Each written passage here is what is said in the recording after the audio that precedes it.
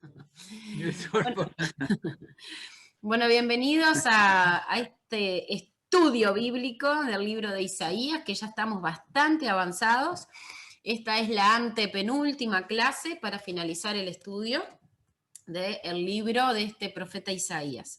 Realmente, personalmente puedo decir que ha sido muy enriquecedor, muy esclarecedor también para entender lo que es el Nuevo Testamento, las profecías cumplidas en el Nuevo Testamento, que muchas de ellas han sido anunciadas en el libro de Isaías, y también han habido profecías cumplidas y han sido comprobadas con el correr de la historia.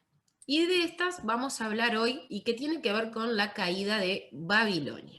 Para nosotros esta es la clase número 11, y para poder ubicarnos bien donde habíamos quedado y donde vamos a continuar, el contenido de lo que vamos a hablar hoy es el siguiente. Vamos a hacer un repaso, vamos a hablar específicamente de la caída de Babilonia, vamos a hacer un poco de historia para entender el contexto social, político de la época, vamos a hablar sobre cómo cayó la religión de Babilonia, cómo cayó su ciudad, y vamos a estudiar el capítulo 48, que es como un sumario, un resumen de esta última sección que estábamos estudiando, que comprendía los capítulos 40 a 48. Así que, muy bien. Vamos a hacer entonces un repaso. Voy a poner esto por acá. Vamos a hacer entonces un repaso de lo que hemos venido estudiando en esta segunda sección del libro de Isaías. Recordemos que la primera iba del capítulo 1 al 39 y todos eran profecías de juicio, y al partir del capítulo 40 al 66 es la sección de consuelo, donde más que nada se habla del regreso de los judíos que habían sido llevados cautivos a Babilonia una vez que este imperio tomó posesión del Reino del Sur, o de Jerusalén, que era la capital del Reino del Sur, o Judá. Recordemos que al finalizar la sección anterior, la de juicio, en los capítulos 38 y 39, Isaías ya había anunciado que Jerusalén iba a caer, que Babilonia iba a tomar la ciudad de Jerusalén y que muchos iban a ser cautivos en la ciudad, en el imperio babilónico, mejor, iban a ser deportados hacia allá. En los capítulos 40 al 48, es una sección también de consuelo. Dentro de la sección de consuelo hablan sobre la liberación futura de Israel. Si bien en los capítulos 38 y 39 había anunciado que los judíos iban a ser llevados cautivos a Babilonia, en los capítulos 40 al 48, dice también y anuncia Isaías que iban a volver a Jerusalén los judíos, iban a ser liberados, iban a ser que permitieran volver a su lugar, a su nación. Y también en estos capítulos habla sobre la insensatez, ¿no?, de la idolatría, pecado que ya sabemos que una y otra vez cometían los hijos de Dios, que se inclinaban a adorar otros dioses. Específicamente en los capítulos 40 al 44 se lo conoce como el Evangelio de Isaías. En el capítulo 42 hay unos cuantos versículos donde hablan de el siervo de Jehová, el consuelo del siervo con mayúscula de Jehová, donde se lo caracteriza como un siervo, o sea, alguien que viene a entregarse por los demás, también como un Dios fuerte y como un héroe poderoso.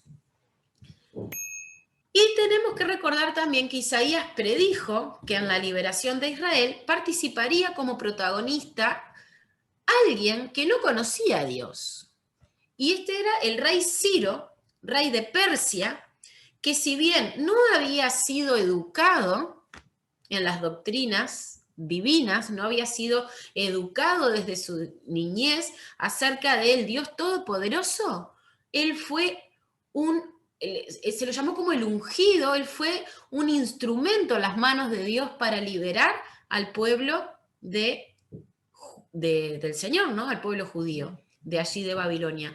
Y es interesantísimo y es tremendo poder ver cómo Isaías, muchos años antes que existiera este rey Ciro, Dios le había revelado que este rey iba a existir y que este rey era el instrumento de Dios para liberar al pueblo del Señor. Muy bien, y ahora nos vamos a ir al capítulo 46 y 47, donde vamos a hablar de la caída de Babilonia. Nosotros habíamos visto por los capítulos 13 y 14 de Isaías que ya había una profecía en contra de Babilonia. Y era una profecía extensa. ¿Se acuerdan que en estos capítulos o en esta sección donde había profecías contra las naciones extranjeras, era muy amplio el espacio, muy amplia la profecía en cuanto a Babilonia? O sea, Dios ya le había revelado desde mucho antes lo que iba a suceder con esta nación. En la clase 5 que está subida a YouTube pueden repasar todo lo que habíamos visto sobre la profecía contra Babilonia. ¿Qué es lo que se anunciaba o lo que se predecía de esta nación? Que iba a tener una desolación y que iba a sufrir. O sea que Babilonia iba a caer.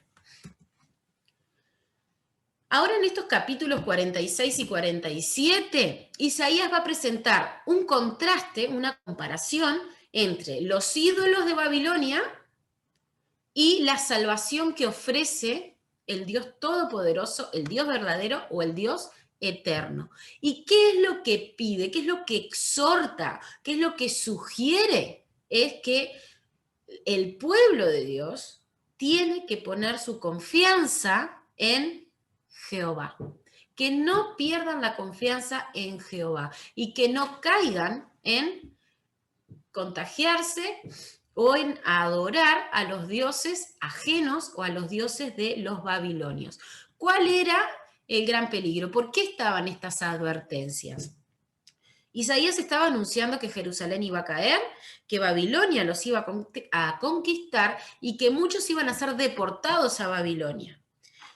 Y el pueblo de Israel era muy influenciable y tenían esa costumbre de mezclarse con las naciones extranjeras y entre comillas, ¿no? Contagiarse o contaminarse con los dioses paganos, esos dioses con minúscula. Entonces ya de antemano, muchos años antes, Isaías les está sugiriendo, exhortando que su confianza tiene que estar centrada en Jehová, el Señor, Dios de los ejércitos. En esta comparación, de una manera satírica, se acentúa el hecho de que los idólatras deben llevar a sus ídolos. ¿Por qué? Porque estos ídolos que tienen son de piedra, son estatuas que los tienen que estar trasladando de un lugar a otro, además de que los tienen que crear, ¿no? Porque una estatua es creada por el hombre. Sin embargo, el Dios creador, no creado, sino el Dios verdadero, el Dios creador, lleva y libera a los que son suyos, a aquellos que le pertenecen. Y es una comparación muy fuerte que el pueblo del Señor tenía que entender.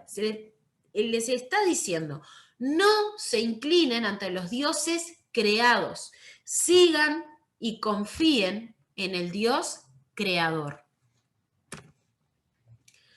Y para poder entender los capítulos que siguen, es necesario que entendamos y repasemos el contexto histórico de la época y veamos a los personajes que aparecen en estos capítulos. Y ahí vemos una ilustración de Nabopolassar que tiene mucho que ver con el nacimiento o el comienzo del imperio neobabilónico, ¿no? El nuevo imperio babilónico.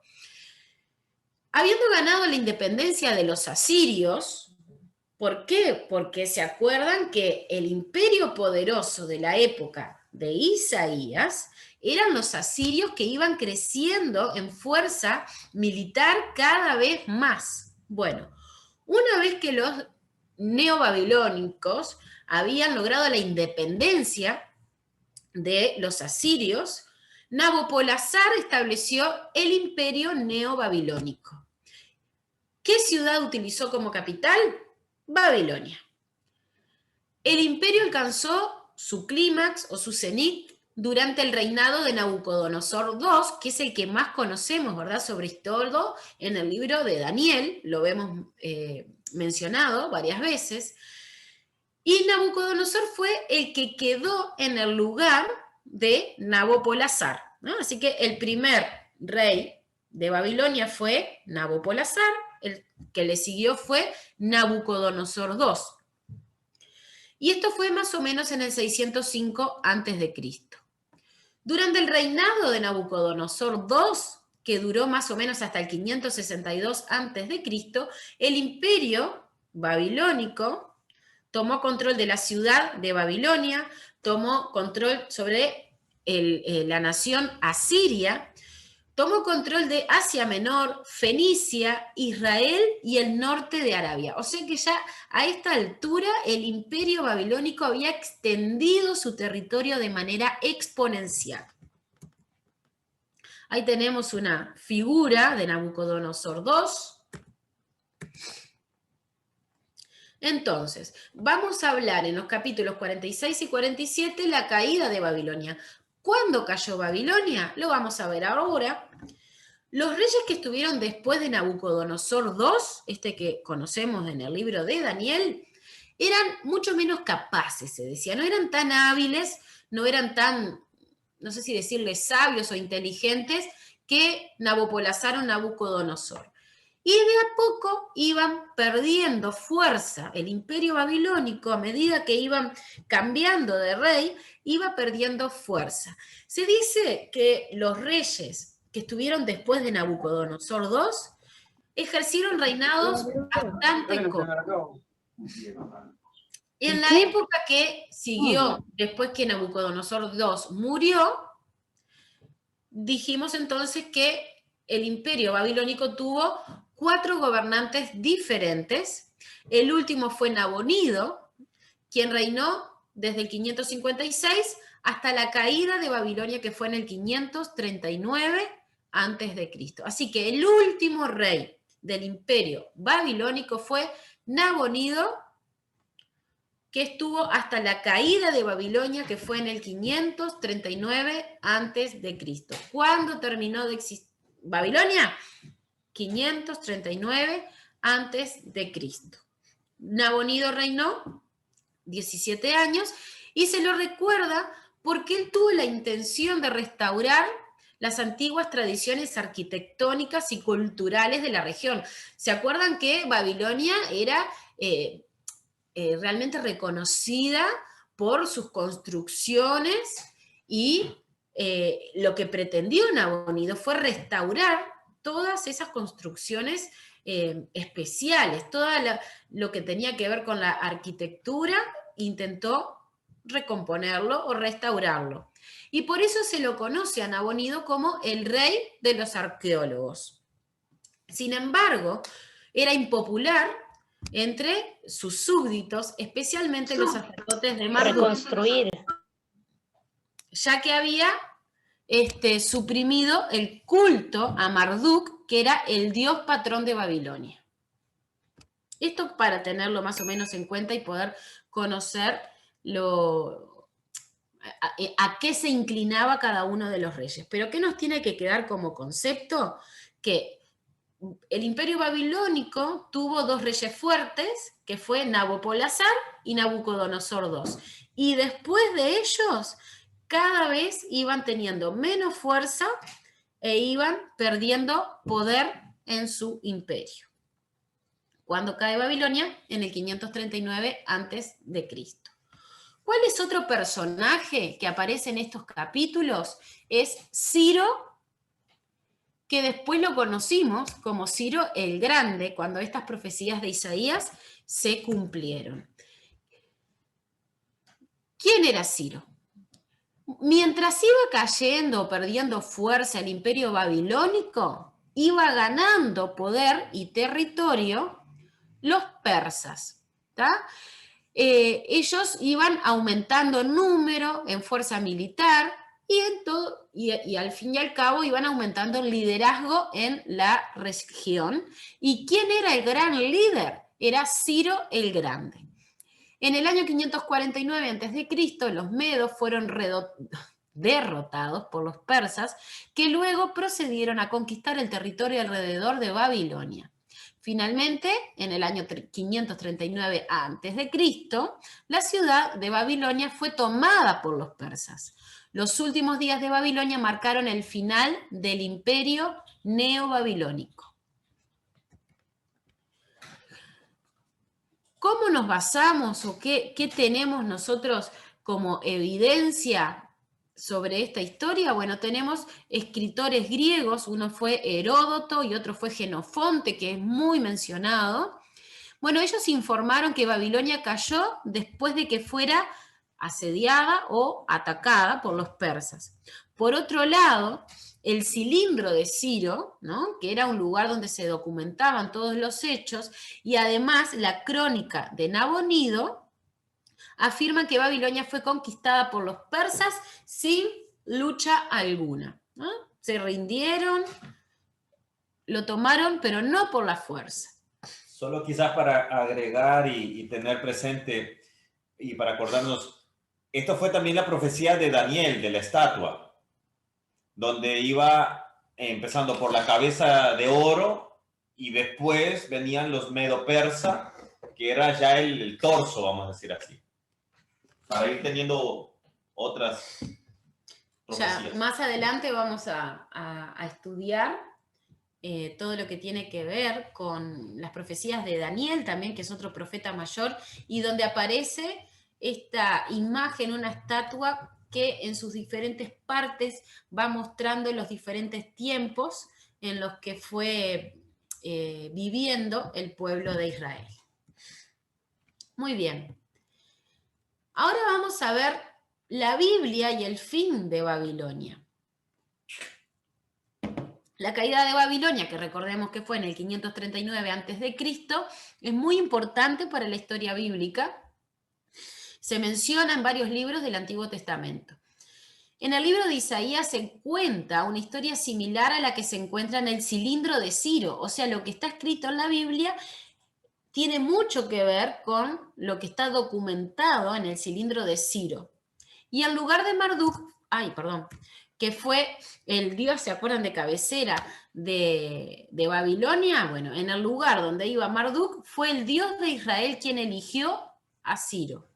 Después de la caída de Babilonia, los judíos que habían sido exiliados desde su subyugación por Nabucodonosor II pudieron regresar a sus hogares. Esto está escrito en un lugar que no es la Biblia, está escrito en un documento que se le llama el cilindro de Ciro. Así que es una evidencia de que la Biblia es verdadera y que lo que está escrito en la Biblia es verdadero. Permiso, perdón. Bien, y ahora sí nos vamos bien a lo que dice la Biblia en el libro de Isaías, de cómo cae Babilonia, cómo cae su religión y cómo cae su ciudad. Y nos vamos al capítulo 46. Dice 46, versículo 1 y 2. Se postró Bel, se abatió Nebo, sus imágenes fueron puestas sobre bestias, sobre animales de carga. Esas cosas que ustedes solían llevar son alzadas cual carga sobre las bestias cansadas. Fueron humillados, fueron abatidos juntamente, no pudieron escaparse de la carga, sino que tuvieron ellos mismos que ir en cautiverio. ¿Qué nos señala estos versículos? Para entenderlo, primero que nada, tenemos que saber qué significa Bel, qué significa Nebo. Estos son dos dioses asirio-babilónicos, Bel y Nebo. Bel significa señor y era un dios cananeo y se conocía, sobre todo en la época de Elías, y lo hemos visto en otros libros del Antiguo Testamento también, el dios Baal. ¿Se acuerdan los que adoraban a Baal? Bueno, Bel representa a Baal, significa señor. Y a menudo, o muy seguido, se utilizaba en los nombres de las personas de aquella época. Belsasar, por ejemplo. ¿A quién les recuerda Belsasar? ¿A quién les recuerda? Belsasar, a ver, que escucho un micrófono por ahí. A Daniel, ¿no? A Daniel, muy bien. Daniel, cuando fue cautivo a Babilonia, le cambiaron el nombre y le pusieron Belsasar, que era un nombre dedicado a un dios asirio babilónico. Y después tenemos Nebo o Nabu, que significa el revelador o el que habla. Y Nabopolassar, Nabucodonosor, vieron que ellos también ponían nombres con significados. Bueno, Nabu o Nebo significaba el revelador o el que habla, y era equivalente a Nabi, que significa profeta. Los nombres reales como Nabopolassar, Nabucodonosor, Nabonido eran compuestos con el prefijo Nabu o Nebo, porque estaban dedicados a los dioses de aquella época. Versículos 3 y 4. Oídme, oh casa de Jacob, y todo el resto de la casa de Israel, los que son traídos por mí, dice el vientre, los que son llevados desde la matriz.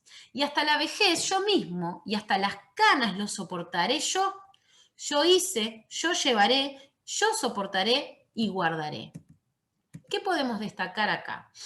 Lo que se quiere enfatizar acá es que solo el Señor es un Dios que puede sostener de manera eterna, de manera perpetua.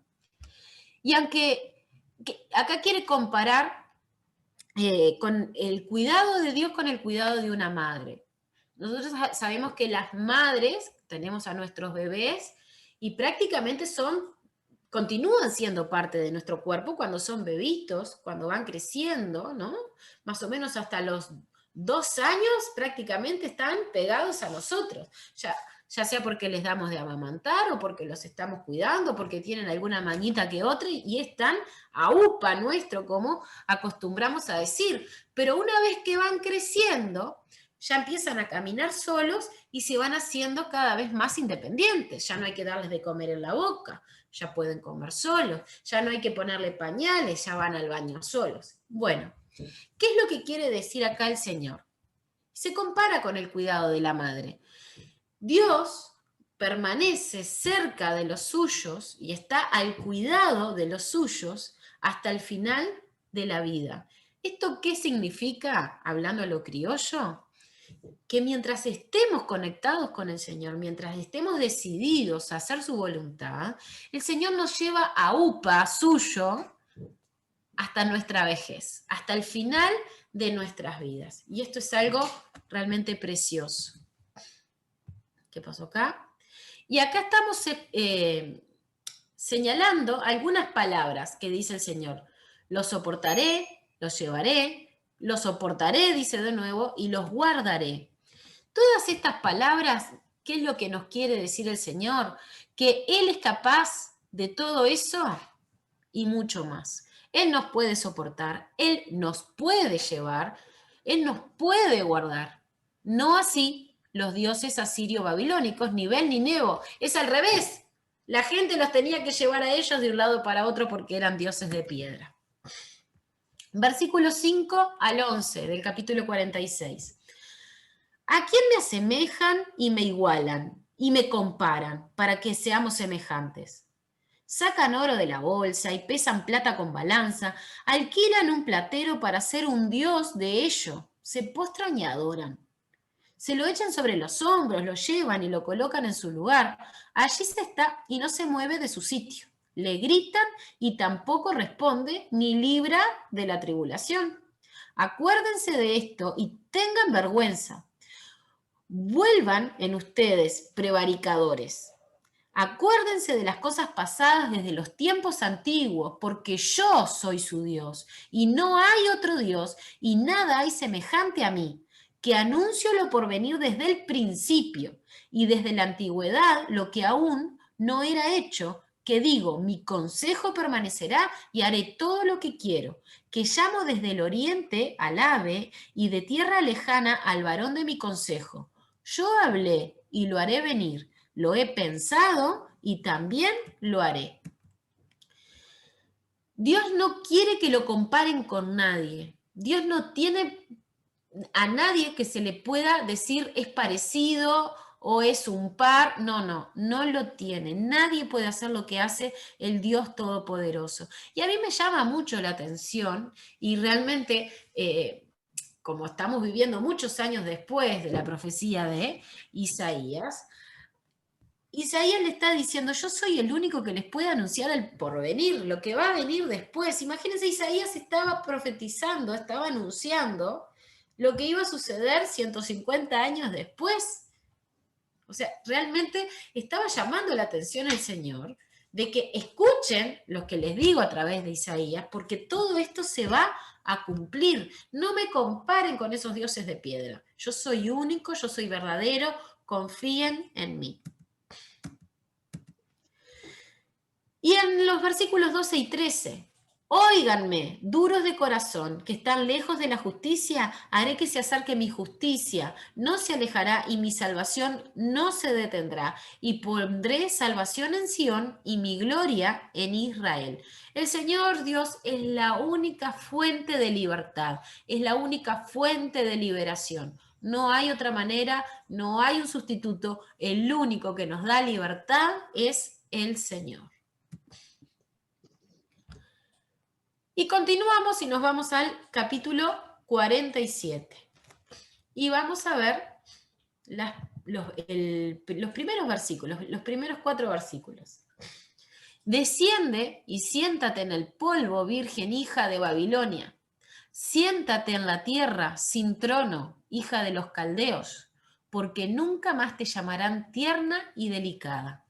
Toma el molino y muele harina, descubre tus guedejas, descalza los pies, descubre las piernas, pasa los ríos. Será tu vergüenza descubierta y tu deshonra será vista.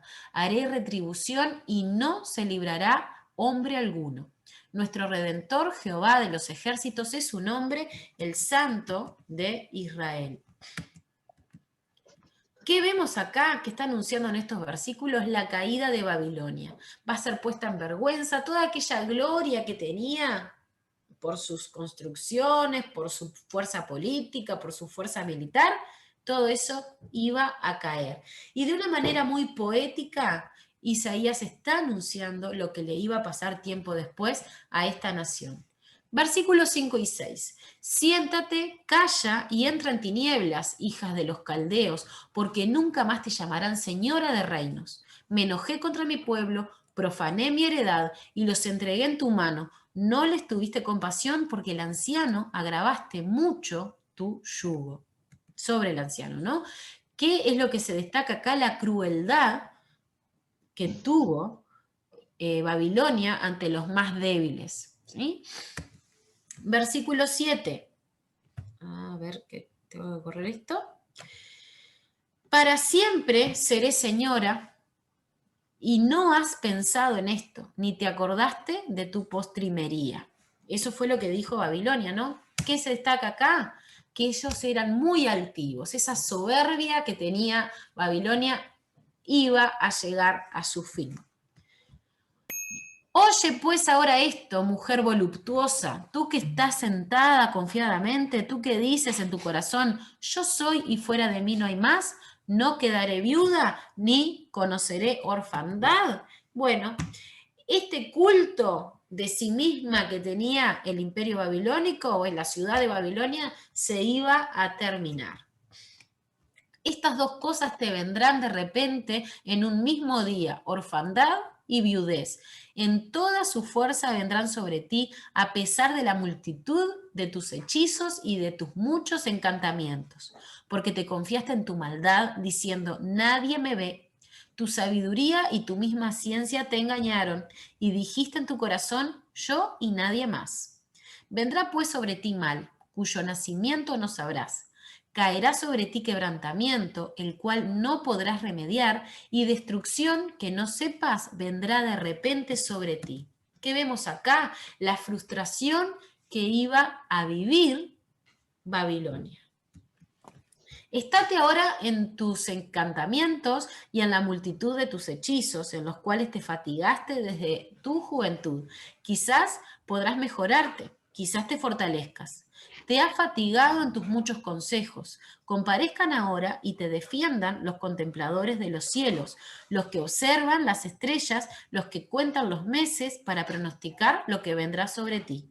He aquí que serán como tamo, fuego los quemará. No salvarán sus vidas del poder de la llama, no quedará brasa para calentarse, ni lumbre a la cual se sienten.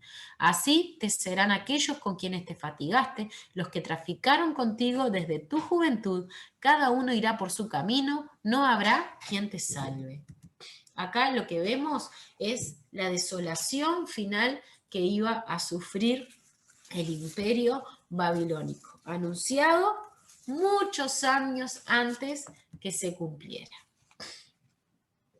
Y finalmente, en el capítulo 48, vamos a ver un resumen o una conclusión de esta sección que iba de los capítulos 40 al 48. ¿Qué es lo que se va a revelar aquí? ¿Me alcanzás la Biblia, por favor? Estaba ahí la... Acá. Esa está en inglés. Y nos vamos al capítulo 48, versículos 3 al 8. Lo vamos buscando.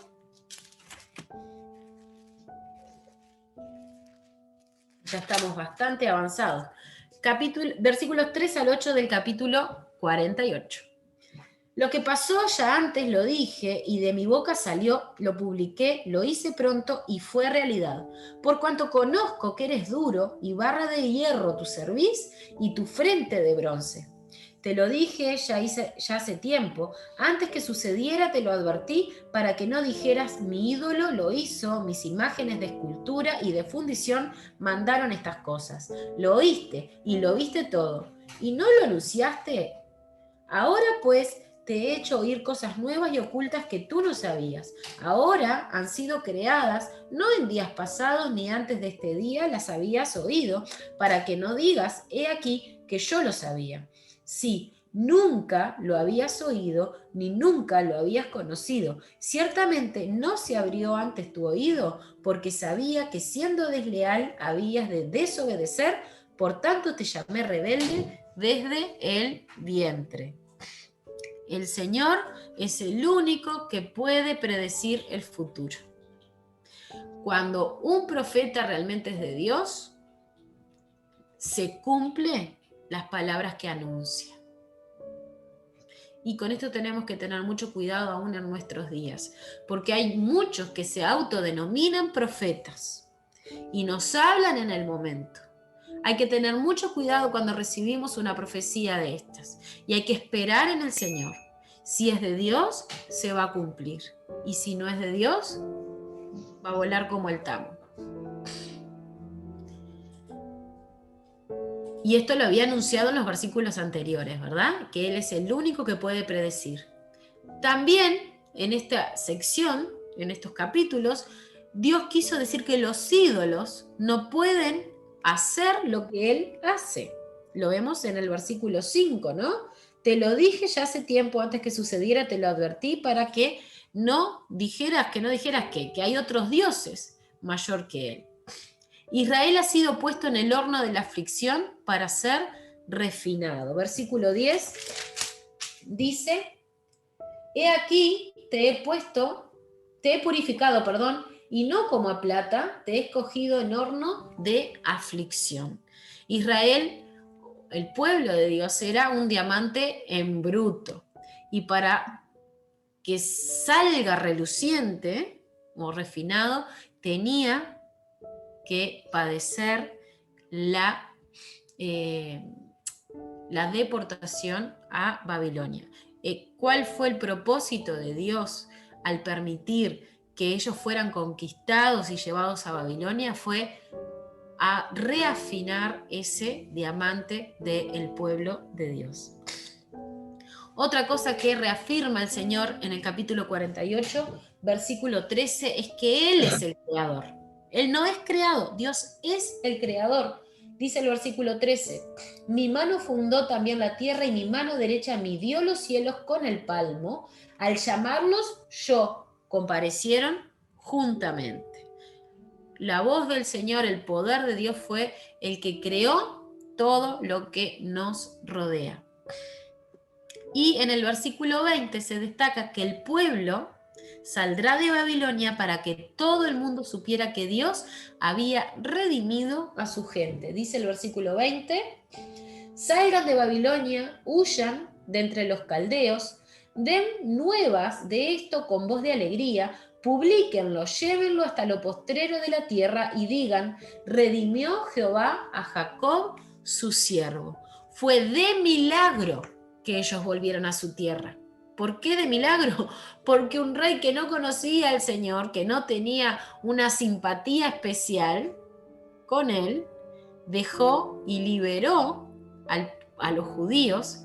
¿Pero por qué? Porque ese rey Ciro fue instrumento del Señor. Es un milagro que hizo el Señor. El Señor los redimió, los liberó, los compró nuevamente. Y eso lo hace solamente el poder del Señor. Muy bien. Y hasta aquí